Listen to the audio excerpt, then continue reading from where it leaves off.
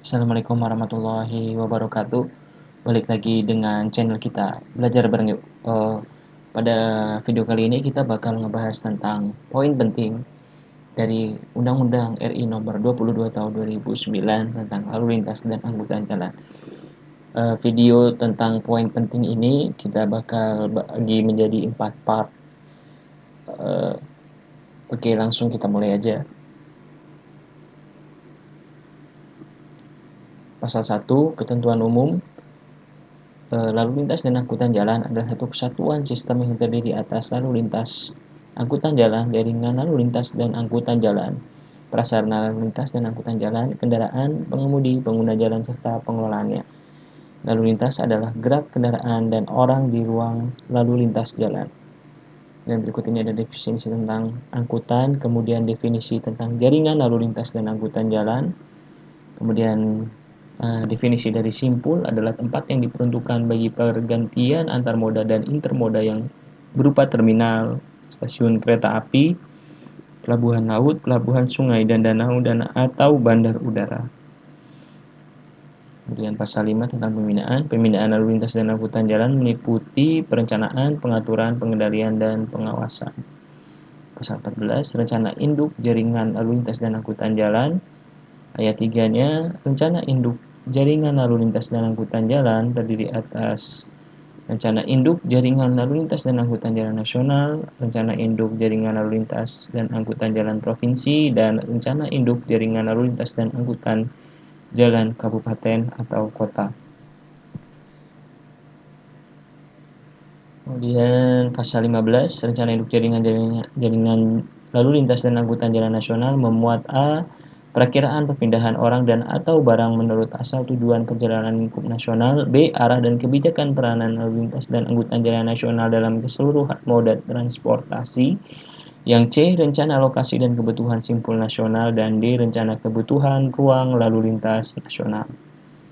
Pasal 16. Rencana induk jaringan lalu lintas dan angkutan jalan provinsi sebagaimana dimaksud pada pasal 14 ayat 3 huruf B disusun secara berkala dengan mempertimbangkan kebutuhan lalu lintas dan angkutan jalan dan ruang kegiatan berskala provinsi.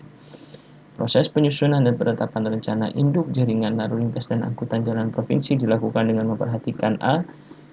RT RW nasional, B. RT RW provinsi, dan C. Rencana induk jaringan lalu lintas dan angkutan jalan nasional. Kemudian rencana induk jaringan lalu lintas dan angkutan jalan provinsi memuat poin A hingga poin D. Kemudian pasal 17, rencana induk jaringan lalu lintas dan angkutan jalan ayat 1. Rencana induk jaringan lalu lintas dan angkutan jalan kabupaten atau kota disusun secara berkala dengan mempertimbangkan kebutuhan lalu lintas dan angkutan jalan serta ruang kegiatan berskala kabupaten atau kota. Kemudian ini memperhatikan RT RW nasional, kemudian rencana induk LLAJ nasional, kemudian RT RW provinsi, kemudian rencana induk jaringan LLAJ provinsi, kemudian RT RW dari kabupaten atau kota. Berikut ini rencana induk dari jaringan LLAJ kabupaten atau kota memuat poin A hingga poin D. Kemudian pasal 19, kelas jalan. Jalan dikelompokkan dalam beberapa kelas berdasarkan A. Fungsi dan intensitas lalu lintas guna kepentingan pengaturan pengguna jalan dan kelancaran lalu lintas dan angkutan jalan. Yang B. Daya dukung untuk menerima muatan sumbu terberat dan dimensi kendaraan bermotor.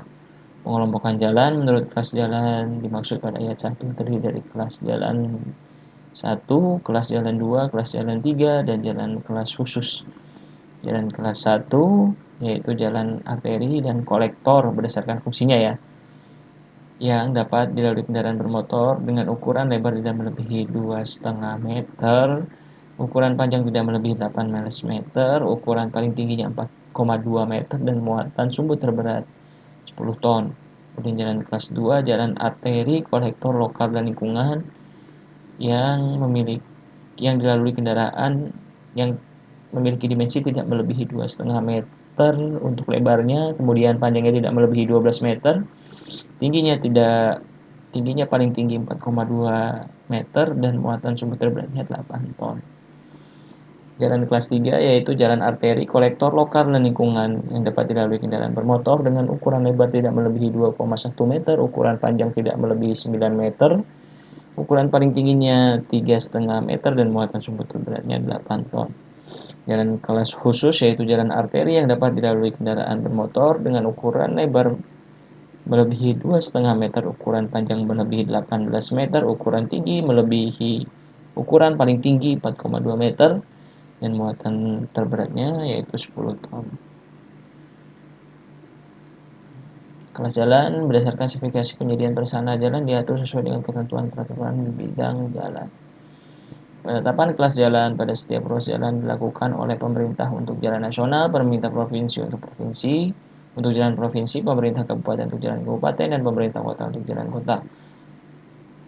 Kelas jalan sebagaimana dimaksud pada ayat 1 dinyatakan dengan rambu lalu lintas. Pasal 21 penggunaan dan perlengkapan jalan seperti dapat dibaca pada slide.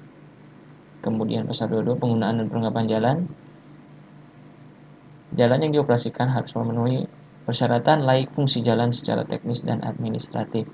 Penyelenggaraan jalan wajib melaksanakan uji kelaikan fungsi jalan sebelum pengoperasian jalan. Penyelenggaraan jalan wajib melakukan uji kelaikan fungsi jalan pada jalan yang sudah beroperasi secara berkala dalam jangka waktu paling lama 10 tahun. Uji kelaikan fungsi jalan dilakukan oleh tim uji laik fungsi jalan yang dibentuk oleh penyelenggara jalan. Tim uji laik fungsi jalan terdiri atas unsur penyelenggara jalan, instansi yang bertanggung jawab di bidang sarana dan prasarana lalu lintas dan angkutan jalan, serta Kepolisian Negara Republik Indonesia. Uji kelaikan fungsi jalan dilaksanakan sesuai dengan ketentuan peraturan perundang-undangan. Pasal 26 penggunaan dan perlengkapan jalan. Penyediaan perlengkapan jalan pada pasal 25 ayat 1 diselenggarakan oleh pemerintah untuk jalan nasional, pemerintah provinsi untuk jalan provinsi, pemerintahan kabupaten dan kota untuk jalan kabupaten atau kota dan jalan desa, dan badan usaha jalan tol untuk jalan tol. Perlengkapan jalan pada jalan lingkungan terdiri pada jalan lingkungan tertentu disesuaikan dengan kapasitas, intensitas, dan volume lalu lintas. Setiap orang dilarang melakukan perbuatan yang mengakibatkan kerusakan dan atau gangguan fungsi jalan. Setiap orang dilarang melakukan perbuatan yang mengakibatkan gangguan pada fungsi perlengkapan jalan. Pasal 29 penggunaan dan perlengkapan jalan. Dana preservasi jalan digunakan khusus untuk kegiatan pemeliharaan, rehabilitasi, dan rekonstruksi jalan. Dana preservasi jalan dapat bersumber dari pengguna jalan dan pengelolaannya sesuai dengan ketentuan peraturan perundang-undangan. Pasal 37 penetapan lokasi terminal. Penetapan lokasi terminal dilakukan dengan memperhatikan A. tingkat aksesibilitas pengguna jasa angkutan, B. kesesuaian lahan dengan rencana RT/RW nasional, RT/RW provinsi, dan RT/RW dari kabupaten atau kota, dan C. kesesuaian dengan rencana pengembangan dan atau kinerja jaringan jalan, jaringan trayek, dan jaringan lintas. Kemudian dilanjutkan dengan poin D hingga poin I. Pasal 38 fasilitas terminal. Setiap penyelenggara terminal wajib menyediakan fasilitas terminal yang memenuhi persyaratan keselamatan dan keamanan. Fasilitas terminal meliputi fasilitas utama dan fasilitas penunjang. Untuk menjaga kondisi fasilitas terminal, penyelenggara terminal wajib melakukan pemeliharaan. Pasal 39 lingkungan kerja terminal. Lingkungan kerja terminal merupakan daerah yang diperuntukkan bagi fasilitas terminal. Lingkungan kerja terminal ditetapkan dengan peraturan daerah kabupaten atau kota, khusus provinsi daerah ibu kota Jakarta ditetapkan dengan peraturan daerah provinsi. Pasal 40 pembangunan dan pengoperasian terminal. Bangunan terminal harus dilengkapi dengan A. rancangan bangun, B. buku kerja rancangan bangun, C. rencana induk terminal, D. analisis dampak lalu lintas, dan E. analisis mengenai dampak lingkungan. Pengoperasian terminal meliputi kegiatan A. perencanaan, B. pelaksanaan, dan C. pengawasan operasional terminal. Pasal 44 fasilitas parkir dapat dibaca seperti pada slide. Kemudian pasal 45 fasilitas pendukung. Fasilitas pendukung penyelenggaraan RLAJ meliputi A. trotoar, B. lajur sepeda, C. tempat penyeberangan pejalan kaki, D. halte dan atau E. fasilitas khusus bagi penyandang cacat dan manusia usia lanjut. Ayat 2 penyediaan fasilitas pendukung sebagaimana dimaksud pada ayat 1 diselenggarakan oleh A. pemerintah untuk jalan nasional, B. pemerintah provinsi untuk jalan provinsi, C. Pemerintahan kabupaten untuk jalan kabupaten dan jalan desa. D. Pemerintahan kota untuk jalan kota. Dan E. BUJT untuk jalan tol. Pasal 47. Jenis dan fungsi kendaraan. Kendaraan terdiri atas kendaraan bermotor dan kendaraan tidak bermotor. Kendaraan bermotor ya seperti kita tahu sepeda motor, mobil, bus, mobil barang, dan kendaraan khusus. Kemudian kendaraan bermotor menurut fungsinya dibedakan menjadi kendaraan bermotor perorangan dan bermotor umum. Kendaraan tidak bermotor dikelompokkan ke dalam kendaraan yang digunakan oleh tenaga orang dan kendaraan yang digunakan oleh tenaga hewan. Kemudian pasal 48 persyaratan teknis dan laik jalan kendaraan bermotor. Setiap kendaraan bermotor yang dioperasikan di jalan harus memenuhi persyaratan teknis dan laik jalan. Persyaratan teknis bagaimana dimaksud pada ayat 1 terdiri atas pada poin A hingga poin I. Kemudian ayat 3 persyaratan laik jalan ditentukan oleh kinerja minimal kendaraan bermotor yang diukur sekurang-kurangnya terdiri dari poin A hingga poin K ya. Emisi gas buang, kebisingan suara, efisiensi sistem rem utama, suara klakson, radius putar, akurasi alat penunjuk kecepatan dan lain-lain. Pasal 49 pengujian kendaraan bermotor. Pengujian meliputi uji tipe dan uji berkala. Pengujian kendaraan bermotor, uji tipe wajib dilakukan bagi kendaraan bermotor, kereta gandengan dan kereta tempelan yang diimpor, dibuat dan atau dirakit dalam negeri serta modifikasi kendaraan bermotor yang menyebabkan perubahan tipe. Uji tipe terdiri atas pengujian fisik untuk pemenuhan persyaratan teknis dan laik jalan yang dilakukan terhadap landasan kendaraan bermotor dan kendaraan bermotor dalam keadaan lengkap. Dan poin B, penelitian rancangan bangun dan rekayasa kendaraan bermotor yang dilakukan terhadap rumah-rumah, bak muatan, kereta gandengan, kereta tempelan, dan kendaraan bermotor yang dimodifikasi tipenya. Uji tipe pada ayat 1 dilaksanakan oleh unit pelaksana uji tipe pemerintah. Uji tipe dan unit pelaksana diatur dengan peraturan pemerintah. Pasal 53 pengujian kendaraan bermotor. Uji berkala diwajibkan untuk mobil penumpang mobil, mobil bus, mobil barang, kereta gandengan, dan kereta tempelan yang dioperasikan di jalan. Pengujian berkala sebagaimana dimaksud pada ayat 1 meliputi kegiatan A. Pemeriksaan dan pengujian fisik kendaraan bermotor, dan B. Pengesahan hasil uji.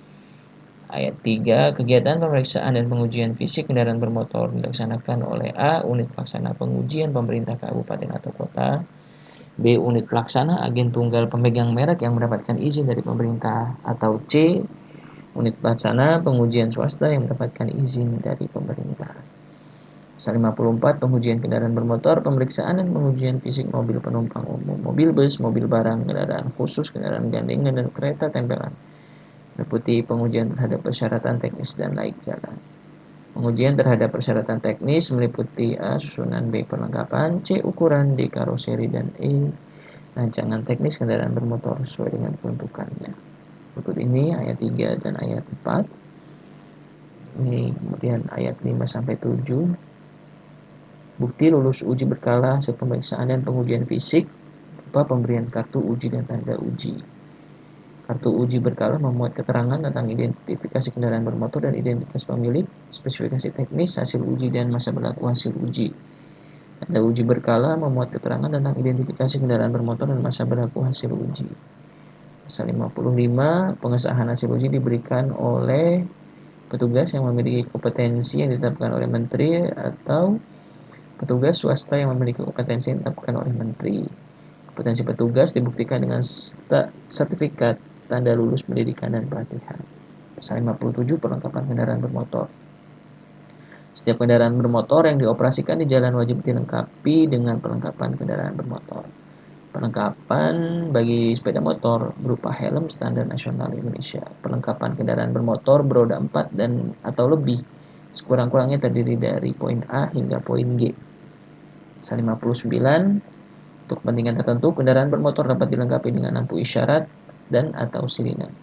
Lampu sirine terdiri atas warna merah, biru, dan kuning. Lampu isyarat warna merah atau biru serta sirine berfungsi sebagai tanda kendaraan bermotor yang memiliki hak utama. Lampu isyarat warna kuning berfungsi sebagai tanda peringatan kepada pengguna jalan lain. Pengguna lampu isyarat dan sirine Yang dimaksud pada ayat 1 dan ayat 2 sebagai berikut. Lampu isyarat warna biru dan sirine digunakan untuk kendaraan bermotor petugas Kepolisian Negara Republik Indonesia. Lampu isyarat merah dan sirine digunakan untuk kendaraan bermotor tahanan, pengawalan Tentara Nasional Indonesia, pemadam kebakaran, ambulans, palang merah, rescue, dan jenazah.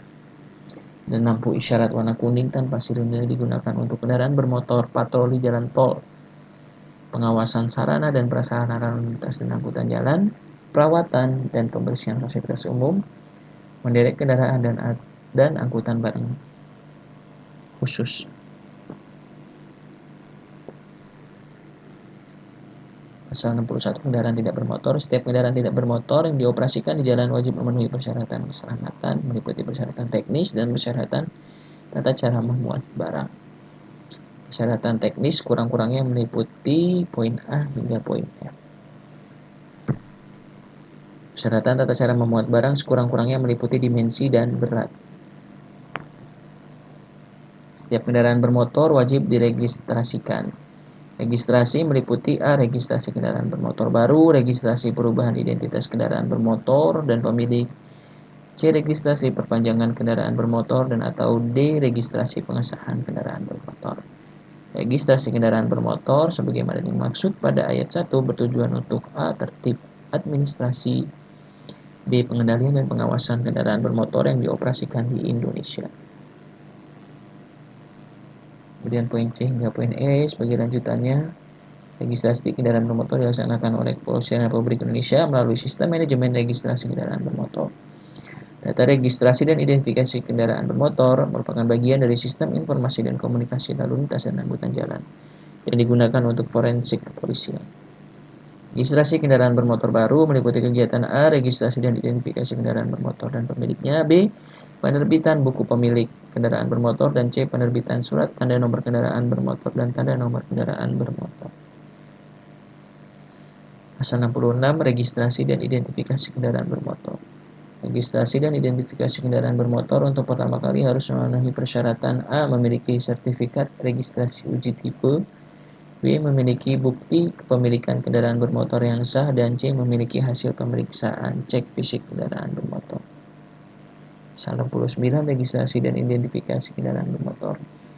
Ayat 1. Setiap kendaraan bermotor yang belum diregistrasi dapat dioperasikan di jalan untuk kepentingan tertentu dengan dilengkapi surat tanda coba kendaraan bermotor dan tanda coba nomor kendaraan bermotor.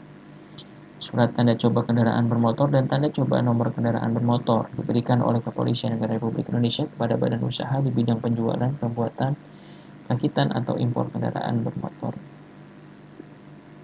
170 registrasi dan identifikasi kendaraan bermotor. Buku pemilik kendaraan bermotor atau BPKB berlaku selama kepemilikannya tidak dipindah tangankan. Surat tanda nomor kendaraan bermotor atau STNK dan tanda nomor kendaraan bermotor atau TNKB berlaku selama 5 tahun dan yang harus dimintakan pengesahannya setiap tahun. Sebelum berakhirnya jangka waktu, surat tanda nomor kendaraan bermotor dan tanda nomor kendaraan bermotor wajib diajukan permohonan perpanjangan. Pemilik kendaraan bermotor wajib melaporkan kepada Kepolisian Negara Republik Indonesia jika poin A hingga poin D, kemudian pelaporan kendaraan bermotor disampaikan kepada Kepolisian Negara Republik Indonesia di tempat kendaraan bermotor tersebut terakhir diregistrasi. Pelaporan kendaraan bermotor sebagaimana dimaksud pada ayat 1 huruf D disampaikan kepada Kepolisian Negara Republik Indonesia di tempat kendaraan bermotor tersebut dioperasikan.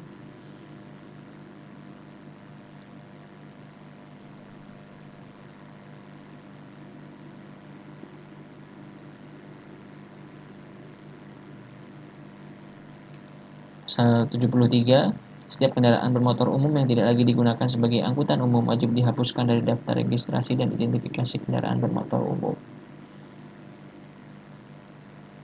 Pasal 74, kendaraan bermotor yang telah diregistrasi dapat dihapus dari daftar registrasi dan identifikasi kendaraan bermotor atas dasar A. Permintaan pemilik kendaraan bermotor atau B. Pertimbangan pejabat yang berwenang melaksanakan registrasi kendaraan bermotor. Penghapusan registrasi dan identifikasi kendaraan bermotor dapat dilakukan jika A. Kendaraan bermotor rusak berat sehingga tidak dapat dioperasikan, atau B. Pemilik kendaraan bermotor tidak melakukan registrasi ulang sekurang-kurangnya 2 tahun setelah habis masa berlaku surat tanda nomor kendaraan bermotor. 176 Sanksi administratif. Setiap orang yang melanggar ketentuan pada pasal-pasal 53, 54, dan 60 dikenai sanksi administratif berupa peringatan tertulis, pembayaran denda, pembekuan izin, dan atau pencabutan izin. Setiap orang yang menyelenggarakan bengkel umum yang melanggar ketentuan pasal 60 ayat 3 dikenai sanksi administratif berupa peringatan tertulis, pembayaran denda, dan atau penutupan bengkel umum. Setiap petugas pengesah swasta dikenai sanksi administratif berupa peringatan tertulis, pembayaran denda, pembekuan sertifikat pengesahan, dan atau pencabutan sertifikat pengesahan. 177. Setiap orang yang mengemudikan kendaraan bermotor di jalan wajib memiliki surat izin mengemudi sesuai dengan jenis kendaraan bermotor yang dikemudikan. Surat izin mengemudi terdiri atas 2 jenis, SIM bermotor perseorangan dan SIM kendaraan bermotor umum. Untuk mendapatkan SIM, calon pengemudi harus memiliki kompetensi mengemudi yang dapat diperoleh melalui pendidikan dan pelatihan atau belajar sendiri. Pasal 77, persyaratan pengemudi. Untuk mendapatkan SIM kendaraan bermotor umum, calon pengemudi wajib mengikuti pendidikan dan pelatihan pengemudi angkutan umum. Pendidikan dan pelatihan hanya diikuti oleh orang yang telah memiliki SIM untuk kendaraan bermotor perseorangan. 178 seperti dapat dibaca pada slide. Kemudian pasal 79, instruktur atau penguji bertanggung jawab atas pelanggaran dan atau kecelakaan lalu lintas yang terjadi saat calon pengemudi belajar atau menjalani ujian. Ayat satunya, setiap calon pengemudi pada saat belajar mengemudi atau mengikuti ujian praktek mengemudi di jalan wajib didampingi instruktur atau penguji. Pasal 80, bentuk dan penggolongan surat izin mengemudi. Surat izin mengemudi untuk kendaraan bermotor perseorangan digolongkan menjadi SIM A, berlaku untuk mengemudikan mobil penumpang dan barang perseorangan dengan jumlah berat yang diperbolehkan tidak melebihi 3,5 ton atau 3.500 kg.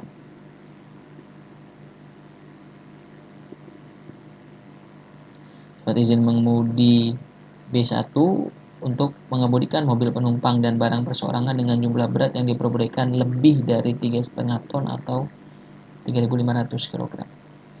Surat izin mengemudi B2 untuk mengemudikan kendaraan alat berat, kendaraan penarik, kendaraan bermotor dengan menarik kereta tempelan atau gandengan perseorangan atau berat yang diperbolehkan untuk kereta tempelan atau gandengan lebih dari 1.000 kg atau 1 ton.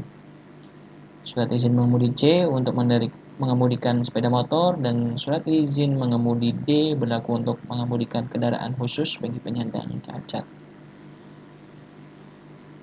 Pasal 81, syarat usia ditentukan paling rendah sebagai berikut. Untuk usia 17 tahun untuk SIM A, SIM C, dan SIM D. Usia 20 tahun untuk SIM B1 dan usia 21 tahun untuk surat izin mengemudi B2.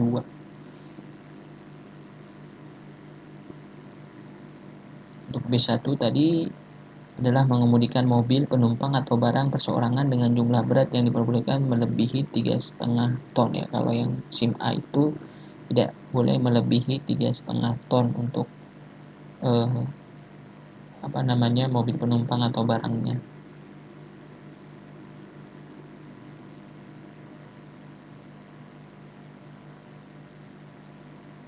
Kalau SIM B2 ini untuk mengemudikan kendaraan alat berat. Kemudian pasal 81, bentuk dan penggolongan surat izin mengemudi. Syarat administratifnya meliputi identitas diri berupa KTP, pengisian formulir permohonan, dan C. rumusan sidik jari. Syarat kesehatan meliputi sehat jasmani dengan surat keterangan dari dokter, dan B. sehat rohani dengan surat lulus tes psikologis. Syarat lulus ujian meliputi ujian teori, ujian praktek, dan atau ujian keterampilan melalui simulator. Pasal 81, bentuk dan penggolongan surat izin mengemudi.